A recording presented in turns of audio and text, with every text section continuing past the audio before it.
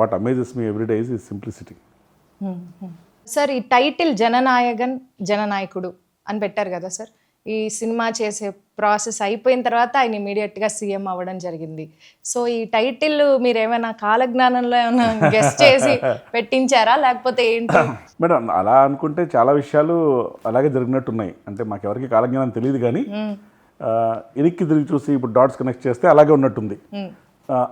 పూజా సెరమనీలో కూడా నేను మాట్లాడుతూ, అంటే చివరి సినిమా అంటారు కానీ నేను ఎందుకో ధైర్యంగా ముందుకెళ్ళి #1 last time let's create magical and memorable experiences for entire team చేశారు అని అన్నాను. అది అన్నప్పుడు నాకు కూడా తెలియదు ఇది ఇలా రిజల్ట్స్ వస్తుందని. But we are all very positive because he had that reach with people. And జననాయకుడు అనే టైటిల్ పెట్టే ముందే ఒక పోస్టర్ రిలీజ్ చేశాం మేము. ఒక ఫోటో వేసి టార్చ్ బేరర్ ఆఫ్ డెమోక్రసీ అని ఫస్ట్ పోస్టర్ వచ్చింది, టార్చ్ బేరర్ ఆఫ్ డెమోక్రసీ. తర్వాత టైటిల్ వచ్చింది.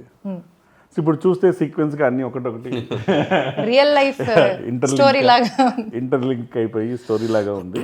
అలాగా ఆస్పెక్ట్ బై ఆస్పెక్ట్ తీసుకుంటే I think everybody wanted him to be true Jananayagan and everything happened in reality, not just in movie. I don't want to be spoiler, కానీ సినిమాలో మాకు కావాలి sir spoilers. సినిమాలో